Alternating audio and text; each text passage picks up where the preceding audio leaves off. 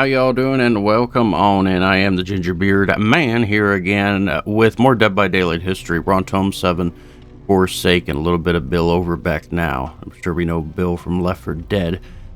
So yes, let's get right into it. I'm not going to be talking through this all. It's going to be audio play, so you can just listen on in. You want to put your headphones on and just listen for background noise, you can do that also. But let's get right into it and get going. Overbeck staggers out of his house with a canvas bag, still trying to process the last few hours of his life. Everything's a blur, nothing makes sense, and his veins are still pumping with a tingling concoction of anesthesia and adrenaline. Feels like Nam all over again. One minute you're drifting off to some faraway dreamland, the next you're fighting off the surgeon in a strange, foggy half-nightmare. He remembers seeing the nurse twitching, convulsing, changing into something he didn't quite understand, and still doesn't, even though they're everywhere.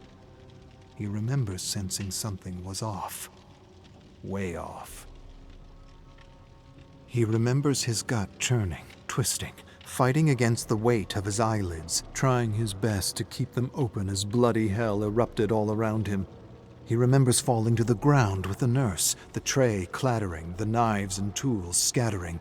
He wanted to sleep, just sleep, but he ordered his eyes to stay open and spotted the syringe rolling over the antiseptic floor. He remembers jerking his arm out, grabbing the syringe, and smashing it into his heart. Or was it his arm? Or maybe both. He doesn't remember anymore. Doesn't matter.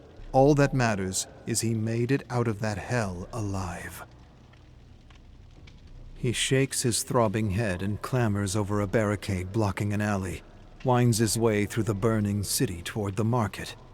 Most of the city has been reduced to shit. Smoke and fumes seep through the streets. The air reeks of burning civilization, burning humanity. He recognizes the smell, brings him back to places he'd rather forget. Emergency sirens keen endlessly over the echoing shrieks of the infected. Flames erupt from the ruins and barricades, making Philly look like a smoldering wasteland of death and destruction. He had read articles about the so-called green flu.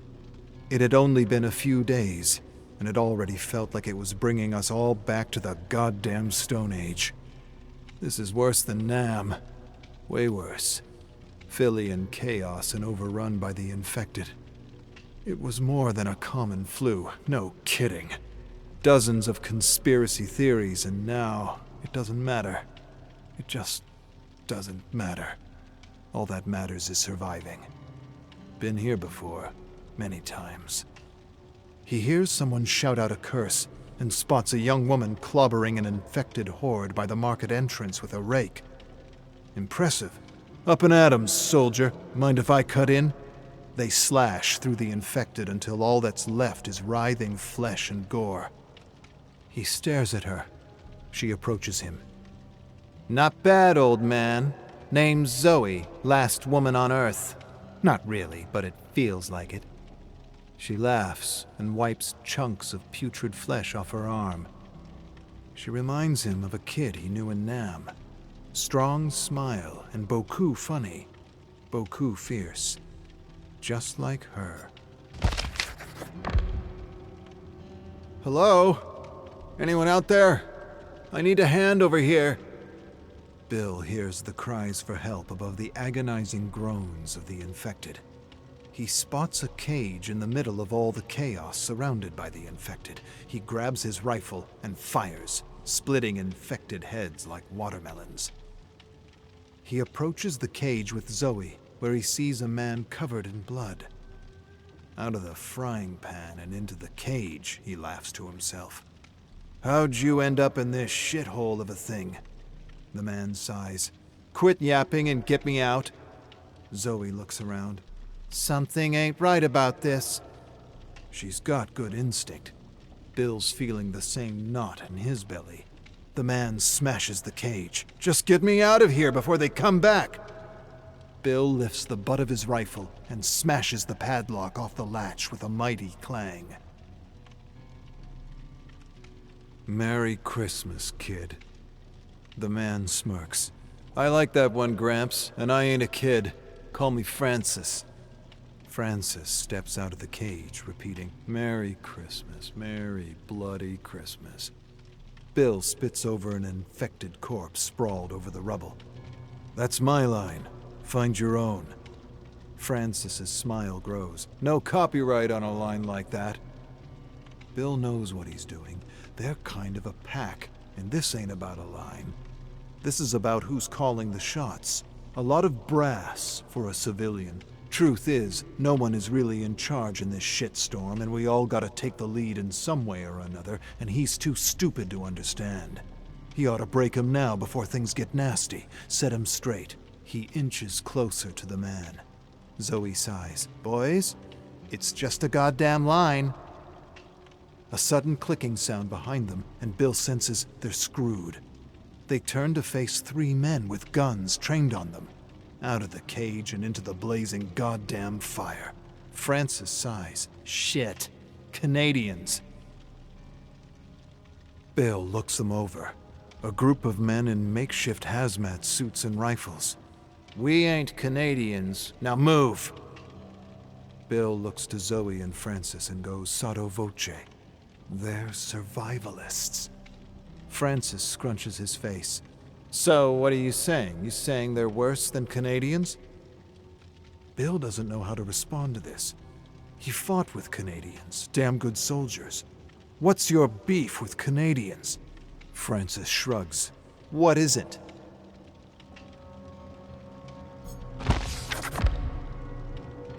An idiot prods Bill into a room with some kind of makeshift electric poker.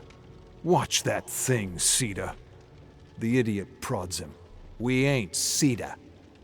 He pushes Bill into the corner with Francis and Zoe. He sees they got a geek on a computer. They're telling him to hack into the machine, but he's telling him he can't. He's tech-savvy, but he ain't no hacker. After a few tries, they push him aside. They call him Boy. He says his name is Lewis, not Boy, and that gets him a gun shoved in his face. Geek has spunk and attitude. The survivalists talk amongst themselves. One of them sits in front of the laptop and hacks his way in. Bill overhears bits and parts. Search the computer for the locations of the safe houses. The flu took hold faster than anyone expected. Those who prepared the safe houses turned before they could use them. These assholes are mapping a path through the city using the safe houses as checkpoints, like the old underground railway. Fitting for Philadelphia. They probably got hundreds of ideas on how they're going to use us. One of them grabs Zoe and has his own idea. Bill jackknifes to her side despite his restraints. Get your filthy mitts off her. The brute inches up to her, and she gives him a kick he ain't ever gonna forget. Bill didn't think anyone could scream like that. He stares at Zoe with wide, approving eyes. The brute continues to scream something terrible and collapses to his knees, holding his gonads. His buddy rushes to his aid, helps the screaming man up, but he looks different.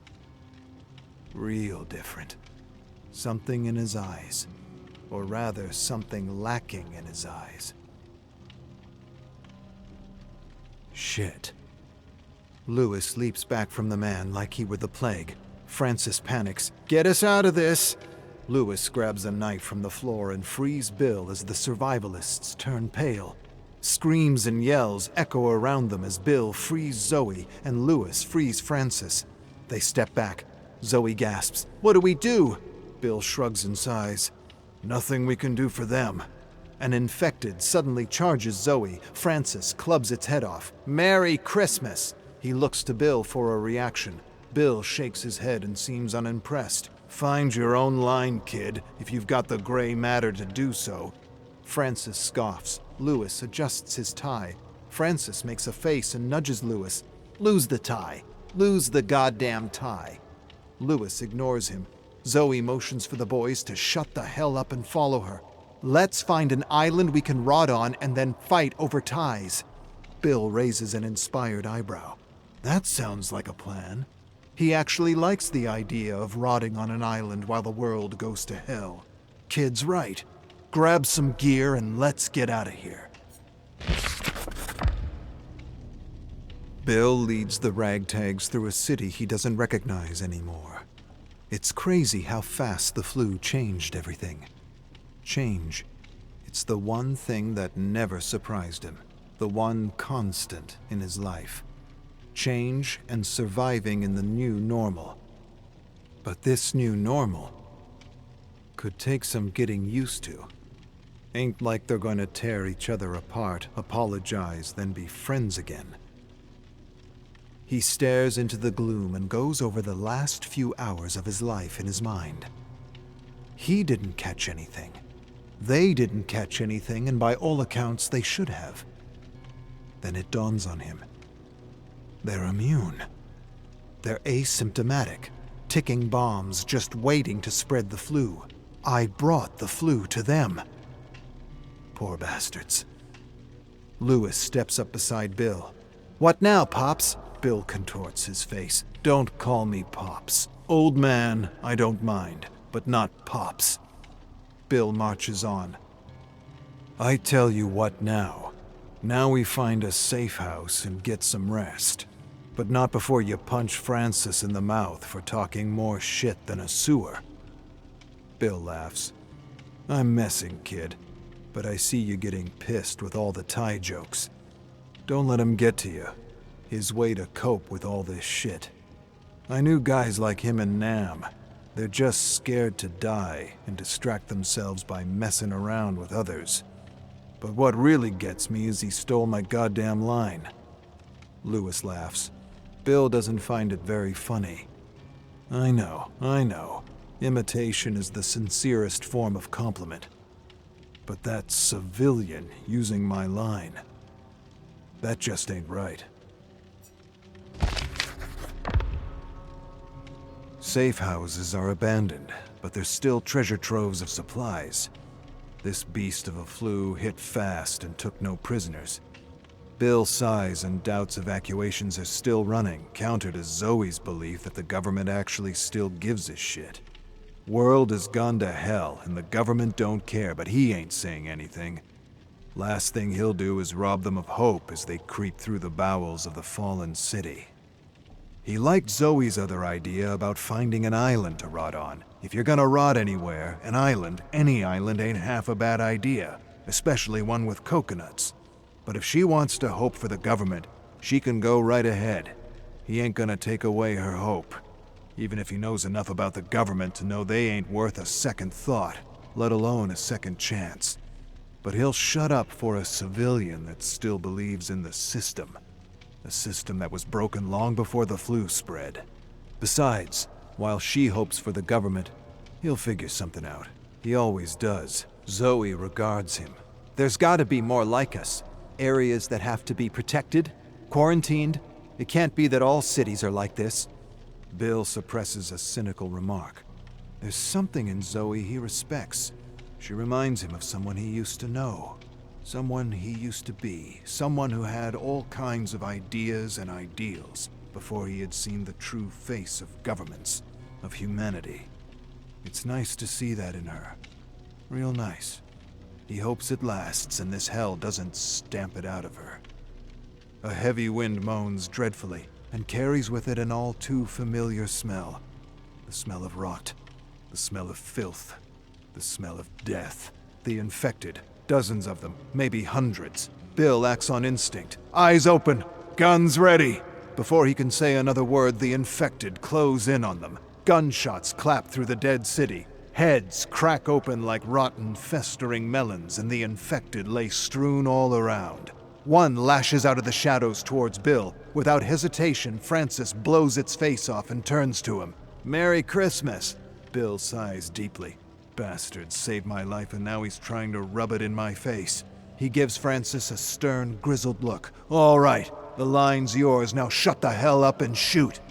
Bill curses under his breath and continues to shoot dark silhouettes charging through the deep orange dusk. Damn, I miss this.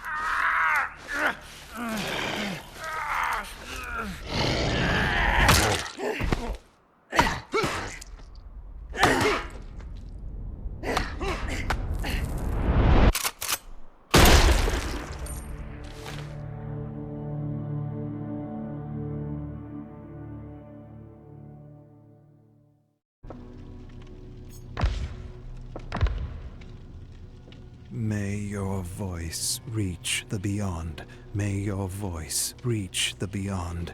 May your voice...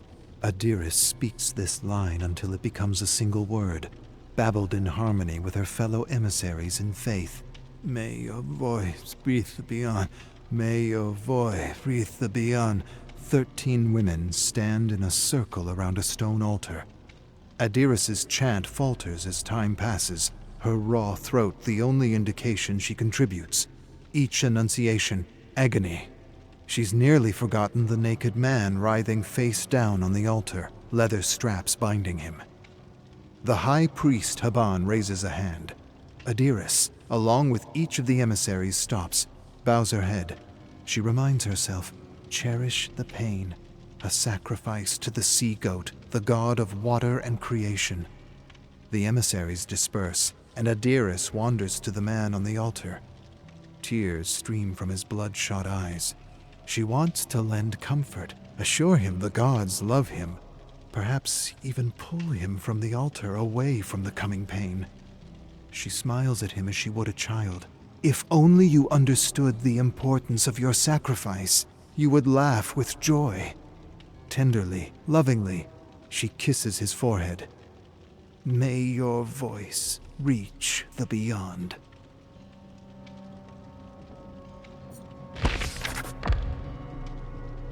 The invocist comes forward. Small, wrinkled man, buried under a scarlet, no, white but bloody cloak. Adiris bows her head, joins the whispers around her. May you swim through sea and stars. The invocist stands over the man bound to the altar, nods, pulls the sleeve back, reveals a spear gripped in hand, raises the weapon, and plunges. The tip pierces the bound man's lower back. He arches upwards and screams, shakes, convulses, lower body remaining immobile, bladder emptying onto the altar. The invocist hefts his leg onto the stone slab, pushes the spear until a gruesome snap, shrieking, howling, pleading, something beyond that, indescribable. A vertebrae bursts from the gaping wound, blood gushes. Bile rises in Adiris's throat as she turns away to stop herself from retching. Her fellow emissaries look upwards. Praise, glory to the gods! Nothing is heard over the screams of the man. His voice will surely reach the beyond. Adiris composes herself, recites sacred text in her mind. The plans of the gods shall not be questioned, for they know beauty the human eye cannot perceive. The plans of the gods shall not be questioned, for they know... Trust in them, Adiris. Trust in them. She relents to her faith, joining the others to celebrate, but notices Haban. He covers his face too late, and she sees it. A tear spilling from his eye. A face that seems heartbroken. Adiris splashes water over the altar and scrubs. Red circle, swirling, bright. Like the sun the day she was left at the temple door. Stifling heat, painful steps on burning sand. Mother and father, a missing piece in the memory, unfocused, replaced by Haban. A crowd of imposing high priests, and only he peers warmly. She cries, so he lifts her, removes his hood. In the courtyard, he lets her touch the statues of the gods.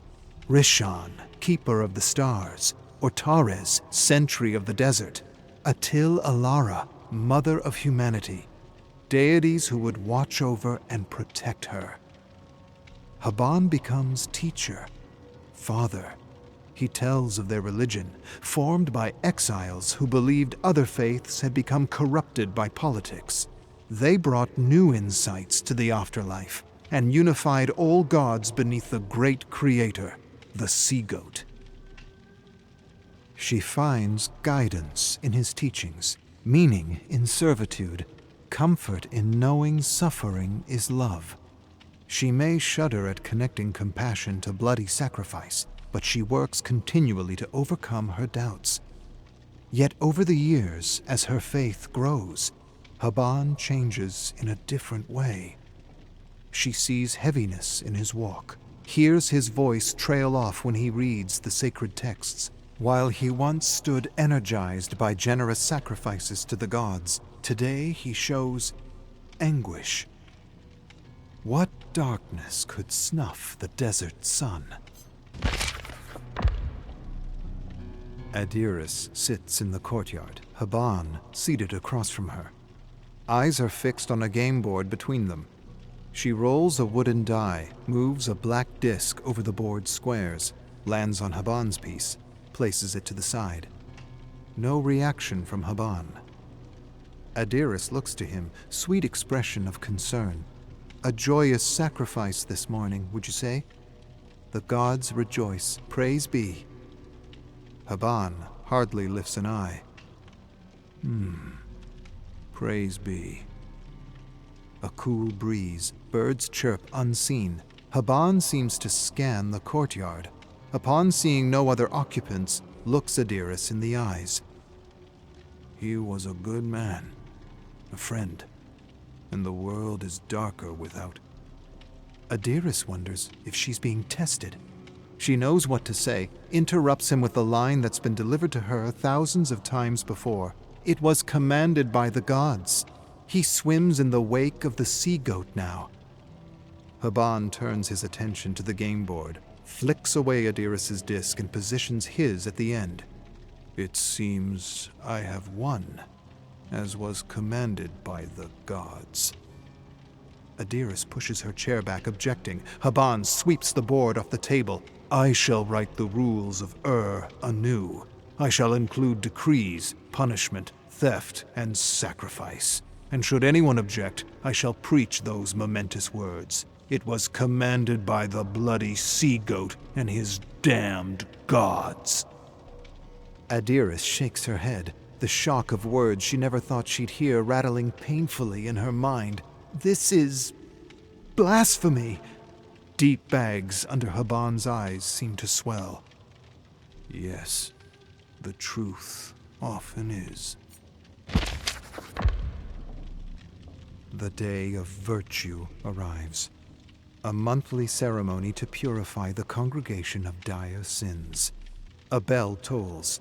Adiris and the rest of the temple's crowd drop to their knees. Forehead touches cold stone. She peeks up, sees the Maiden Guard arrive, stepping through the crowd, guided by faith to seek out sinners.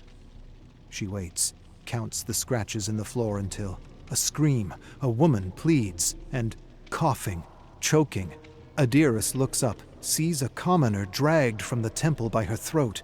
She hardly notices two olive-brown feet step in front of her. Rise, rise. Adiris shrinks under the maiden's gaze, notices the hint of ripened dates from her open mouth. Under the eyes of the sea-goat, speak of the evil you have witnessed. Deliver us thieves, adulterers, and blasphemers, so we may purge them. Shoulders stiffen. Adiris sees the face of Haban, the face of the man who raised her. She hears his gentle voice, and the agitated voice of a blasphemer. Indecision knots in her chest, tightening, twisting. I have witnessed no evil. By the gods, my eyes are pure. The maiden examines Adiris. Seconds trickle by, ever slowing, stretching reality to its seams until the maiden nods. May you swim through sea and stars. She turns away, and Adiris summons every bit of strength to keep herself from collapsing.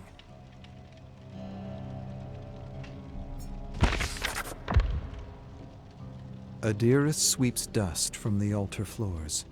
A set of hurried footsteps click along the stone, marching closer. She turns to see Haban. Gentle face tensing, he hushes her. My daughter. Curse the man I once was. I took you as a child and tainted you with notions of divine judgment and punishment. Now I see you struggle. As these thoughts nearly take hold, I beg you, cast my teachings aside and see the blood spilled in this temple. No cleansing can purify the horror perpetrated here.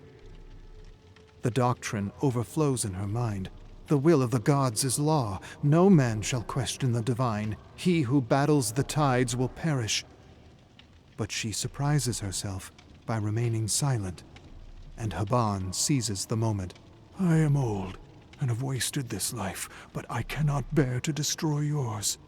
Meet me here at nightfall in a fortnight's time, and we shall escape the clutches of deceit. If you have doubts, I ask you to consult with your gods. My daughter, may their silence be your answer.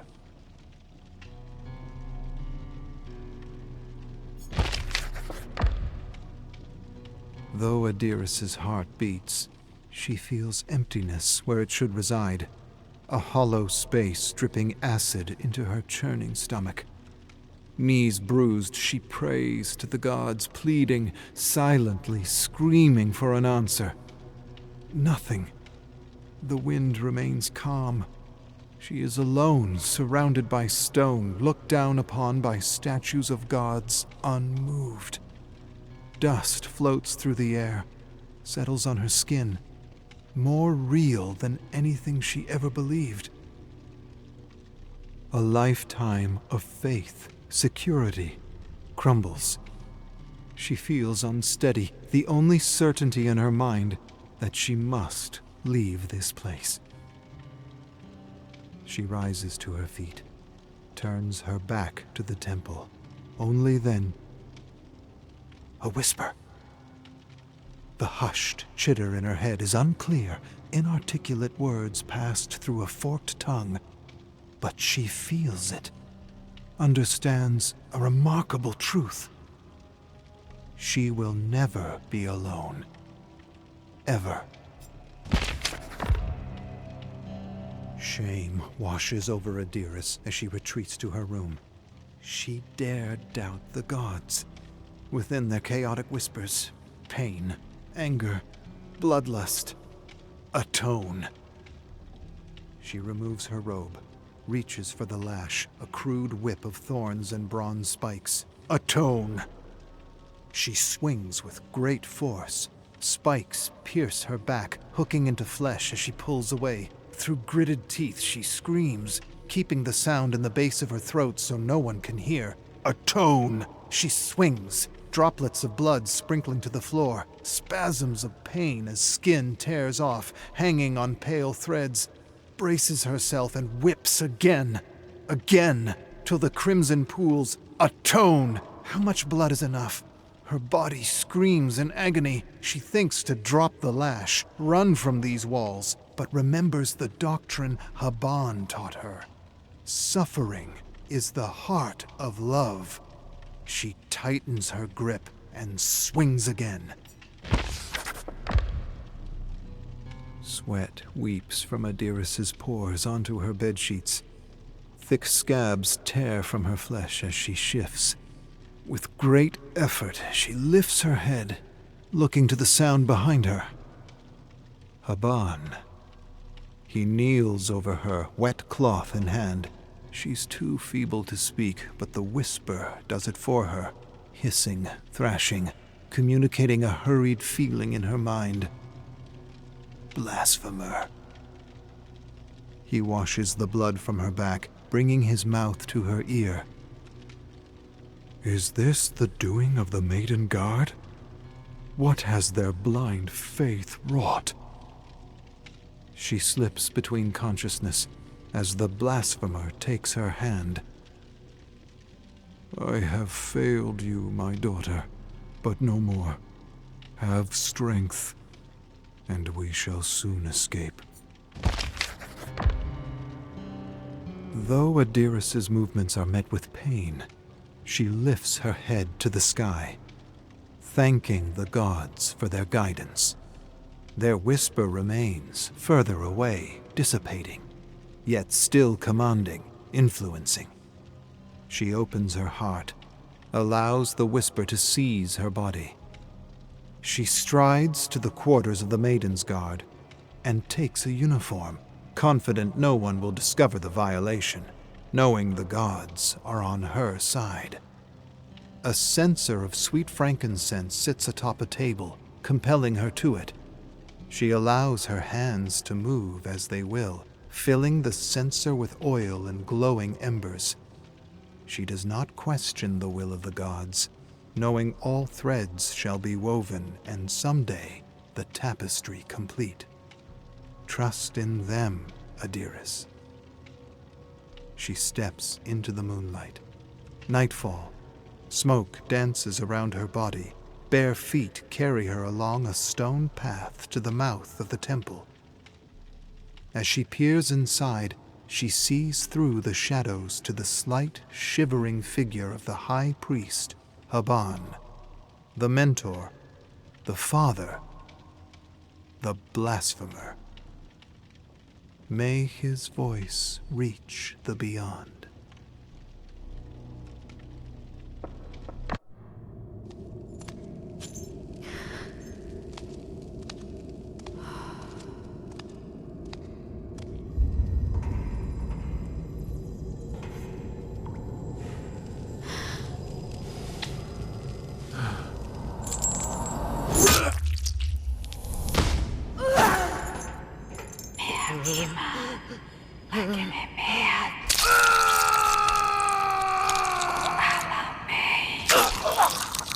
Adanika dingia.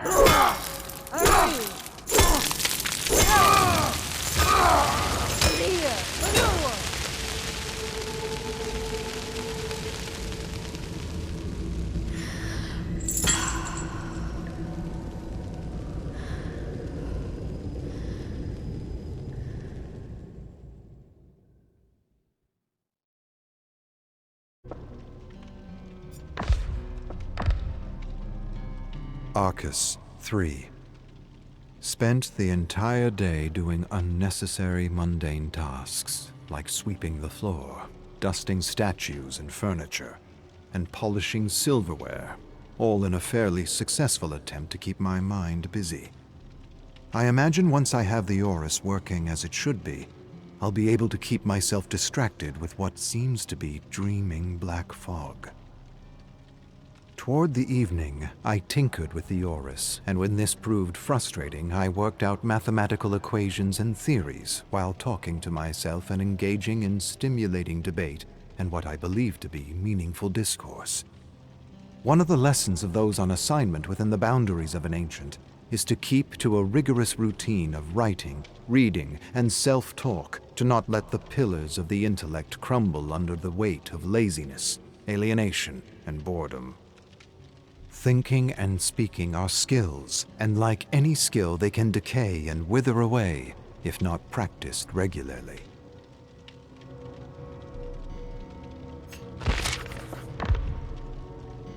Arcus 4. Stories and journals are scattered everywhere. So much to read, and yet I find myself drawn to the scribblings and renditions of the unknown creator I'm calling the Mad Designer. Journals filled with the wild sketches and musings of people I imagine are caught in other parts of this living dimension. People juxtaposed with other terror worlds and timelines that make little or no sense to who they are or where they're from. The illustrations and notes are foolish, absurd, and quite contradictory, and yet they bring moments of levity to my life, which does the soul good. I suppose it's a form of absurd escapism I turn to when I'm not reading the more traditional stories. Interestingly enough, I found 17 versions of a story featuring a killer named Evan, written by 17 versions of the same author from the Omniverse. 17 similar stories with sometimes subtle, sometimes significant differences. What I find particularly interesting is how the stories are written as fiction in one world and non-fiction in another. It reminds me of Universus Alveo, a theory that suggests that the human mind might very well be equipped with a powerful networking mechanism that reaches out to other worlds for wisdom and knowledge from our other selves. Some can use their minds in this way, and others can't. The theory suggests that those who have experienced trauma in their formative years detach from their reality, allowing them to explore other realities and worlds with relative ease. Artists like magicians and shamans see small things in the big, unexplainable, endless dream that is the omniverse, and they bring these ideas or insights back to entertain, enlighten, and inspire the world. Fiction in one world, non-fiction in another. Everything is real, or nothing is. And here in the Chamber of Blood, there are countless horror stories of every variety. So many that it seems to me that one of the unknown prisoners was collecting these stories as a way to discover more about their imprisonment, the entity, and the terrible screams coming from the surrounding abyss. Whether this is true or not, I'm not sure, but what I do know is I spent the whole night reading my favorite stories out loud, like my father used to do by the fireplace. And the entire time I couldn't help but wonder, how could anyone have accessed and assembled such a rich collection of notes, journals, and stories? I have no immediate answer, but I suspect by the texture and density of the fog that I may be in a place as complex, mysterious, and misunderstood as a black hole, a living, breathing, all-consuming black hole, the serpent of infinity that gorges on its tail, that eats itself endlessly as it spirals downward into the cosmic Fibonacci stew that is life incomprehensible. Arcus 8282. Dozens of severed heads in the den, and I'm not sure how they got there. I stared at them all day, recognizing a few of them from the last few memories I've been exploring. It took me all night, but I made a cairn with the heads outside the door. When I was done, they began to talk and argue and bicker with each other over pedestrian nonsense. I squeezed my eyes shut until silence returned. When I opened my eyes again, they were gone. I then returned inside and retired to the Chamber of Blood, where I read stories aloud and went through the absurd creations of the mad designer.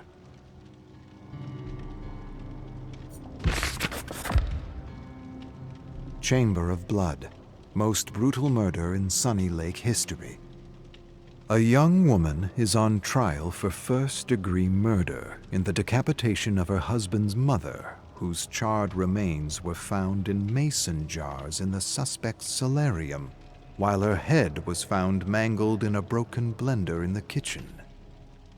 Samara Dwenlis, 33, is charged with first-degree murder in the June 2037 killing of Kirsty Hartz, 67. The trial commenced on Thursday. Prosecutors said they would not entertain a plea of insanity despite the 911 call the suspect made claiming her mother-in-law was a vampire. The 911 call describes an ancient conspiracy with vampires who live among us and draw their powers from another dimension.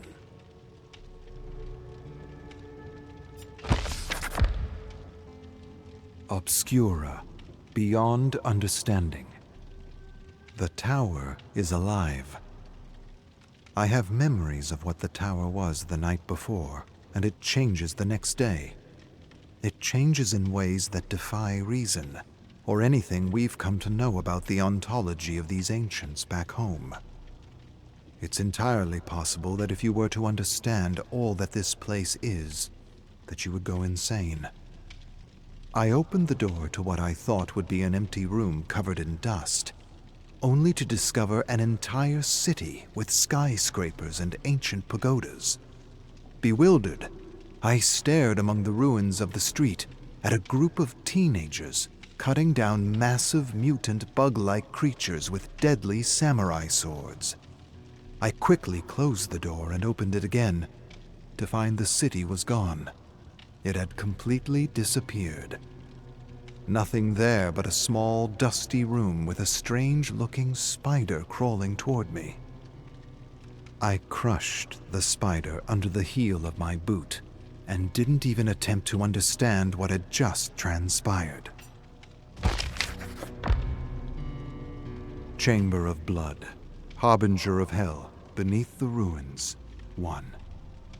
Stefan sipped his cold Turkish coffee as he read over his early morning efforts toward a short story he hoped to share on his blog. He read the opening lines and decided they could be stronger. With a sigh, he tore the yellow page from the legal pad, crumpled it into a ball, and tossed it into a growing pile of false starts in the middle of the opulent black and burgundy hotel room. He slammed the desk, frustrated, and wanted to write something fun and original for his blog, yet nothing came to him. The latest episode, sponsored by their mysterious benefactor, had his production team investigate ancient tombs in southwest Turkey. Not so much him, but his niece and nephew, who had tougher nerves for the macabre. Stefan much preferred a safe and cozy hotel room where he could raid the minibar and see to the logistics of the show. It wasn't that he didn't like adventure. It was more that he didn't like graves, tombs, or places that felt dark, creepy, and dangerous. Hattie had once suggested that he wrote horror stories as a kind of therapy to work out his fears and anxieties of the unknown. She was half right. The other half was that he simply liked to be alone. Alone with all the characters and voices chattering in his head, voices that demanded to be heard and set to paper.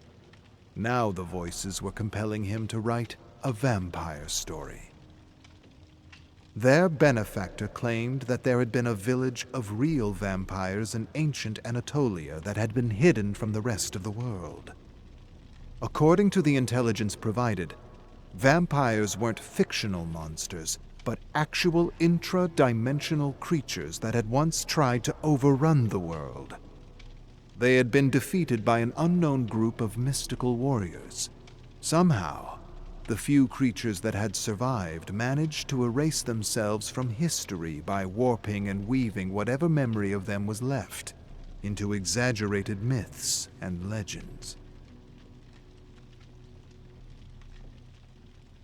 Stefan found this theory of myths and legends and parallel worlds interesting, if not intriguing. Vampires, real. Actually real. Nothing like the movies, but real nevertheless. One theory he had just finished reading online suggested that everything created or imagined existed somewhere in the Garden of Infinity. In other words, stories and characters came from a real place in the infinite landscape that was the Omniverse. The theory went on to suggest that artists had somehow unlocked their third eye and were able to see the other realities. An idea, a vision, or a dream, according to the theory, was the pineal gland seeing into the infinite for truth, wisdom, inspiration. The brain, then, was a quantum computer that could network with the infinite. It was a nice idea. It meant his most cherished characters from his favorite books were somehow, somewhere, real. A sudden knock at the door startled him out of his quantum musings. "Mr. Wa, your lunch is ready." Lunchtime already, and Stefan still didn't have his story. He rose lazily in his bathrobe, hoping Jordan and Hattie had better luck finding the unmarked graves they had set out to find. He imagined his niece and nephew were enjoying the sun while filming the ruins, and relishing the peanut butter and banana sandwiches he had prepared for them.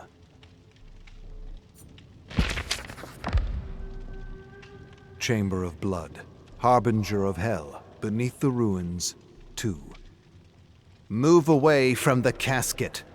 A middle-aged woman with blonde hair and blue eyes, dressed in a black suit, pointed a revolver at Hattie and Jordan. Hattie dropped her shovel, sighed, exchanged a look with her brother, and stepped away from the bolted casket. "Who do you work for?" Hattie asked, eyeing the woman. "That, my dear, does not concern you." Jordan shook his head. "I don't think you should open it." "Shut up. My brother's right." Hattie pointed at the symbols etched all in the rotten wood of the casket. "It's a warning of some kind. Whatever's in there is meant to stay in there." She scrutinized the half-crescent and 3 dots and wondered what they meant. They didn't resemble any of the other symbols she had come across in the last few months. "Superstitious nonsense," the woman yelled, aimed the revolver at the bolt, and pulled the trigger. A report echoed through the ruins and the surrounding forest.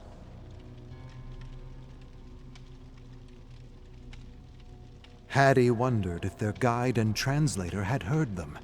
He probably didn't even take notice or didn't care. He refused to follow them near the tombs, called them ignorant tourists, and said he would stay by the car texting his friends until they returned. The woman pulled the trigger repeatedly until the bolt clanged off and hit the ground with a thud. "I hope he calls the police," Jordan whispered to Hattie. "I wouldn't count on it." The woman examined the casket carefully. Hattie and Jordan inched backward as she struggled to yank the lid open.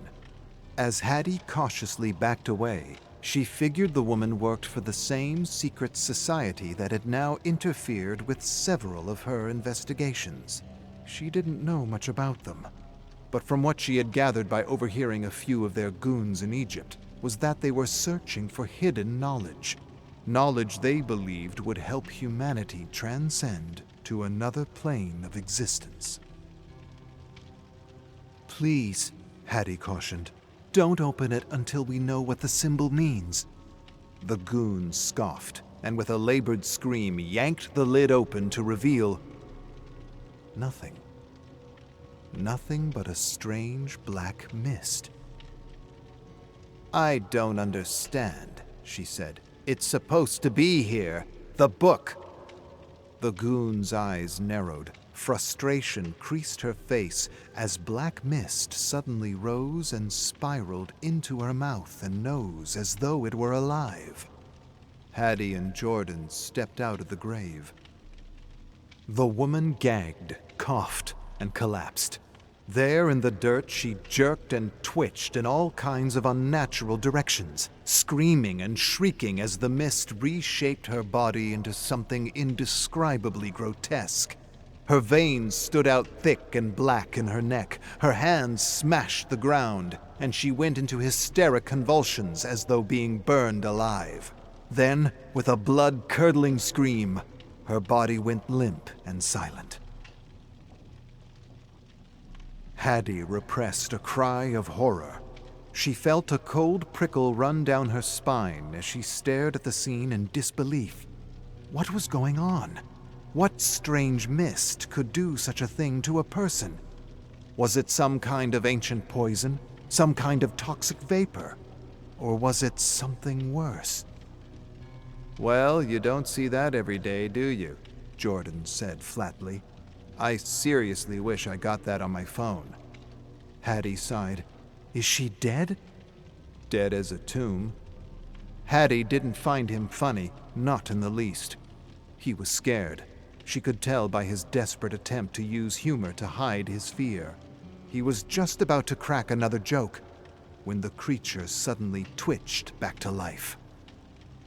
Startled, Hattie gasped and pulled at Jordan's t-shirt, saying, "We need to get out of here."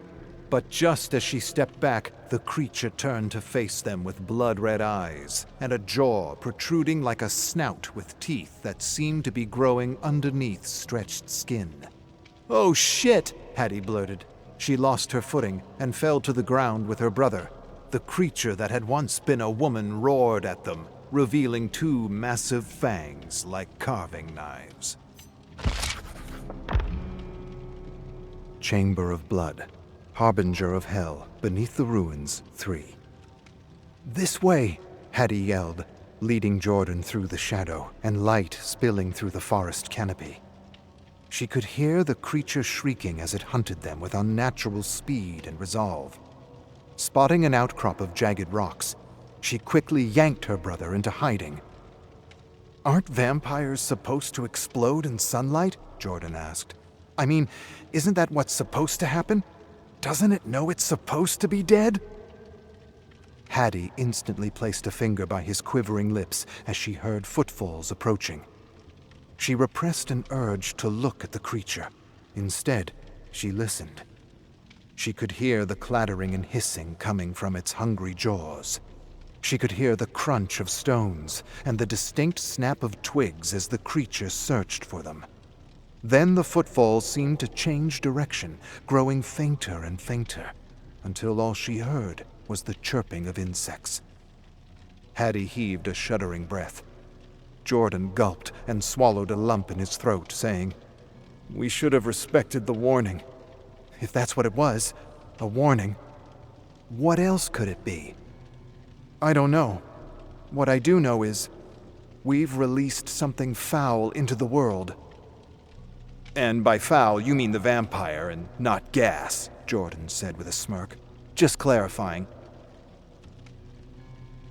"Not funny. A little funny. No, not even a little." Hattie risked moving beyond the rocks. She glanced apprehensively, half expecting the creature to hurl itself at them. When nothing happened, she stood and slowly and quietly led Jordan back toward their guide. As she pushed her way through the woods, she couldn't help but notice the similarities between all the symbols she had seen at the last few investigation sites. They were unlike anything she had ever seen before, and she had discovered them in completely different parts of the world. India, Africa, Portugal, England, Paris, and now, Turkey. Hattie couldn't help but feel something was amiss. She broke the silence, saying, "We're being pulled into something far more complex than we've been led to believe. It's almost like we're being used." "Used? For what? Who cares about a bunch of bozos from Montreal who release foul things into the world?" Hattie shook her head, gave him a grave look, and answered, "I don't know. But I think it's about time we meet our mysterious—" A twig snapped, startling the siblings. Before Hattie could finish her thought, the creature stood framed between two trees, dappled in sunlight. Jordan screamed in terror as the creature lunged at him, grabbing his arm and sinking its bony claws into his skin. With a mighty roar, the creature hurled him against a tree with a thud. Groaning, he sagged to the ground as inky blackness seeped down over his vision. Hattie thought quickly, spotting a fallen branch on the ground. The creature inched closer to Jordan, staring at him as though he were a steak. It kneeled before him and prepared to sink its fangs into Jordan's neck to satiate its red thirst. Just as it opened its gaping mouth, a resounding yell interrupted it. The creature hissed and turned just in time to receive a branch across the face. It fell to the side, then scrambled to its feet, locking eyes with Hattie. Hattie backed away slowly, glad she had saved her brother from certain doom, but unsure what would happen next. Then, inspired by the vampire films she had seen with her Uncle Stefan, she turned the sharp side of the branch to face the creature just as it pounced on her like a lion. The makeshift stake hit its mark, skewering the creature straight through its monstrous heart. The creature shrieked something awful and collapsed to its knees, holding the stake. Wiping her brow, Hattie stepped away from the creature and approached her brother. But a sudden squelching sound froze her to the core. Slowly, she turned to watch the creature pull out the stake with the pulpy dead heart still attached. The creature tossed the heart to the side with a mangled smile. An instant later, it pounced over Hattie, taking her to the ground. Hattie pushed and jerked under its powerful grip as it salivated and peered hungrily at the thick arterial vein pumping in her neck. Saliva dripped down Hattie's neck, slow, warm, and slimy like a slug. She screamed, and then had no breath to scream and began to see not stars, but geometry, symbols, symbols she had previously discovered in the overlap, as she often called it. She didn't know what else to call what she understood to be a Venn intersection of worlds, where she could see and access knowledge and memories no one else could. Hattie closed her eyes and saw the twisted triangle symbol she had just uncovered in an ancient temple.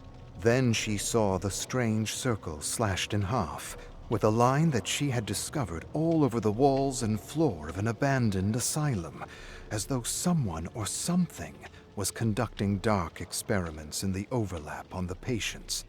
It was all very bizarre and new to her. Now, as the creature prepared to feast on her blood, Hattie wasn't seeing memories pass before her eyes, but all these strange and arcane symbols that felt older than life itself, as though someone or something were trying to send her a message from the overlap. Chamber of Blood, Harbinger of Hell, beneath the ruins, 4. As the creature prepared to quench its thirst, Hattie felt the end coming. Desperate hands fumbled over dirt and twigs, searching for something, anything. Then, just as the creature prepared to puncture her neck, she grabbed a rock the size of a baseball and smashed it straight through its mouth, shattering its deadly fangs. The creature jolted to its feet with mad agony. Pieces of bone and tooth dropped into a thick puddle of blood and saliva. Hattie turned to see Jordan moaning. He was alive, barely, nevertheless alive. Relieved, she scrambled to her feet, trying to think of a way to destroy this ancient evil once and for all. Then she saw it. The revolver, hanging from the belt. Without hesitation, she rushed up to the creature as 2 new white fangs pushed out the bloody remnants of the old. Before it realized what was happening, she snatched the revolver and shot the creature point blank in the face. The creature fell head over heels as Hattie unloaded the revolver into its face and body. But bullets were futile against this otherworldly apparition. Within moments, the creature was clambering to its feet, the whole while staring at Hattie with blood-red eyes. Nervously, she inched backward, not knowing where to go or what to do. There was nowhere to go. Nothing she could do. This was the end. With incredible speed and strength, the creature pounced and took Hattie to the ground. Gleaming white fangs approached her neck with malice. She jerked and kicked and screamed under its weight. She felt its warm breath inches away from the nape of her neck.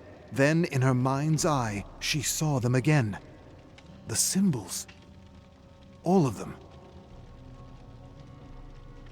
They swirled and flashed and then coalesced into one symbol.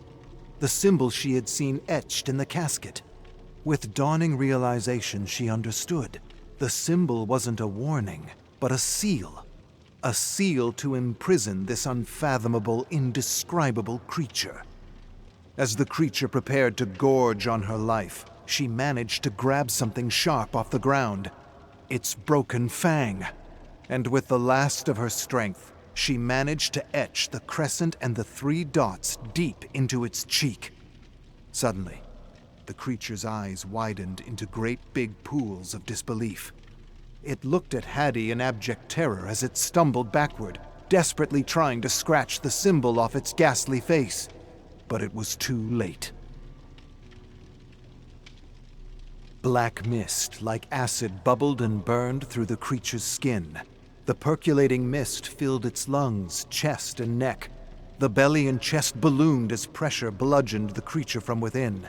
Then, with an agonized shriek, it exploded like a cherry bomb. Covered in gore, Hattie dragged herself beside her rousing brother. "What did I miss?" he groaned and sat up, leaning against the tree. He narrowed his gaze and peered through the thin red mist of blood that hung heavy in the air.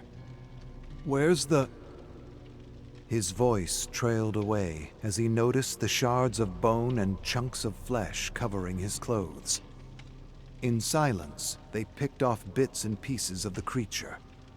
Then Jordan said, "Well, this was pleasant. Pleasant as a funeral. Hattie didn't respond to his stupidity. She was thinking about the symbols they had come across in their investigations. She wondered what they meant, where they came from, and if there was something connecting all these paranormal sites they were being sent to investigate. Moreover, she wondered if their benefactor was using them in some kind of chess game against forces unknown.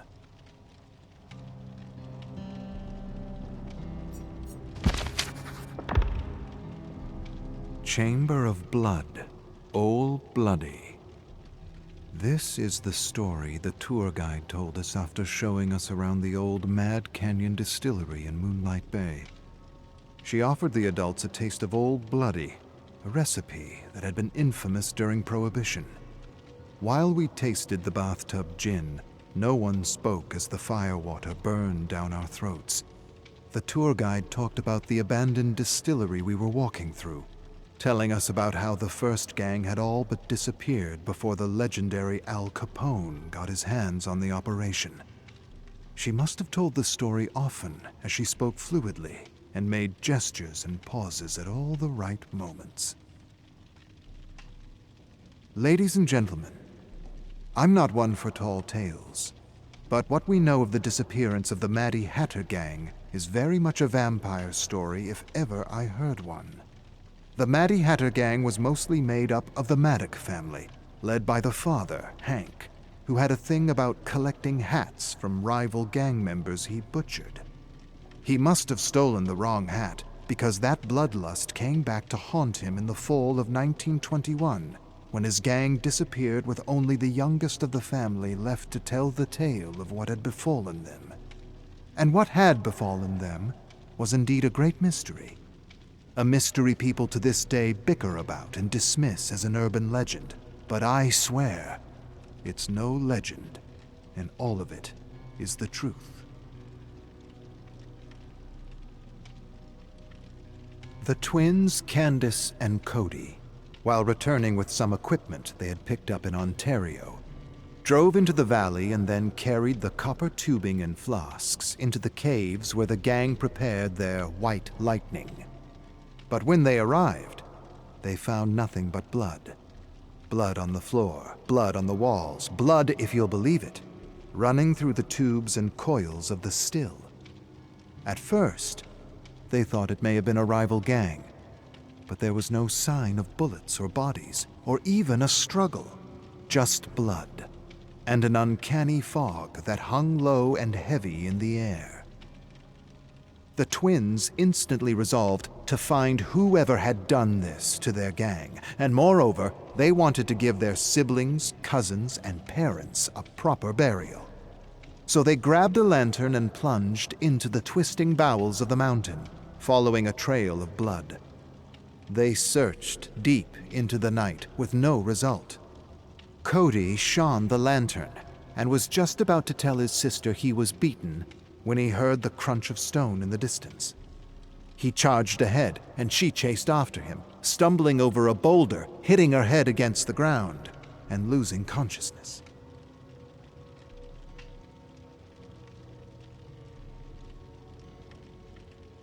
When Candace roused, she sprang to her feet and rushed toward the flickering lantern light, screaming her brother's name. Through dancing shadow and light, she approached her pale brother sprawled over the ground with 2 small puncture wounds in his neck. She felt his chest for a pulse and gasped when she realized he was dead. She shuddered, then screamed, and moved by an unknown force, she grabbed the lantern and charged forward. Then, without realizing it, she entered a massive cavern, feeling the ground beneath her feet turn to mush. She shone her lantern around, revealing piles of human skulls amidst thousands of beetles moving through a thick sludge. At her feet, she saw a few beetles devouring a sick bat. She tensed and looked upward to see thousands of bats sleeping. A few beetles scurried over her foot with morsels of rotting flesh, and she kicked them away. She swallowed her fear, realizing that if she woke the bats, They would strip her flesh clean in a matter of minutes. Then she glanced at the familiar barrels in the corner by a pile of animal bones. Silently and carefully, she made her way past the bones. Opening the barrel, she cringed as a horrible stench assaulted her nose. She peered at the dark brew and wasn't sure what she was looking at. Then she realized she was staring at fermenting lumps of flesh in thick, putrid blood. She was in the vampire's lair. But before she could continue her search, a roar suddenly startled her. Candace turned and found herself staring at a demon with fangs, with a swirling black fog rising at its feet. Through the fog, she saw it was wearing her father's hat.